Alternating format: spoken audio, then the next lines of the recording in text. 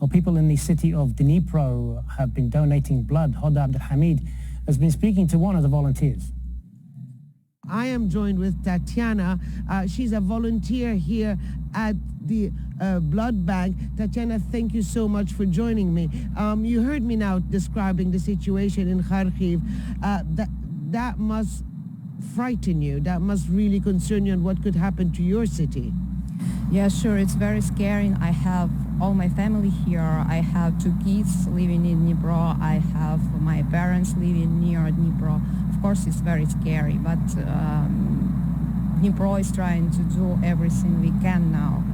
We are just gathering all our power which we can do to help, to volunteer, to do something to help our army.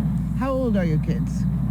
One is 6 years old, another is 9 years old. And yet you left them now and you came here to volunteer. Why is it so important for you to come here to volunteer? Because I can't just sit at home and do nothing. I just can't do this. I need to do something. I need to help army as much as I can. At least volunteering here at the blood donation bank.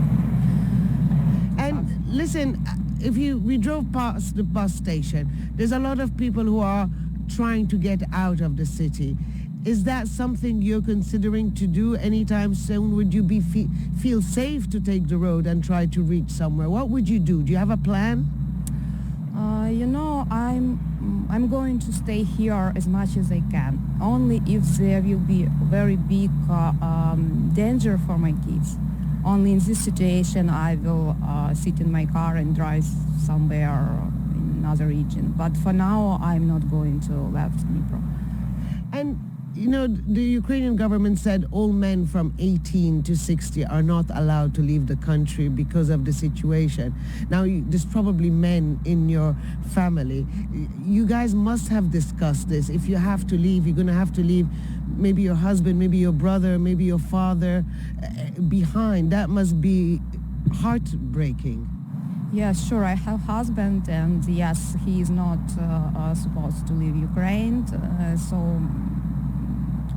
you know, I don't want to leave Ukraine, so I can't leave it now. So, despite all what you're seeing happening, it's not scaring you. You want to stay here in your city. Yeah, sure, because it's my city and I want to do everything I can to keep it safe. Thank you very much. There you heard it. Ukrainians standing strong, backing their army, but also extremely worried about what could happen. The UN Refugee Agency says 368,000 Ukrainians have already left the country, and that number continues to rise. More than 100,000 have escaped to neighboring Poland. Warsaw is expecting to help as many as 5 million people in the weeks ahead. The crowds at checkpoints are so large it could take people 3 days to be processed.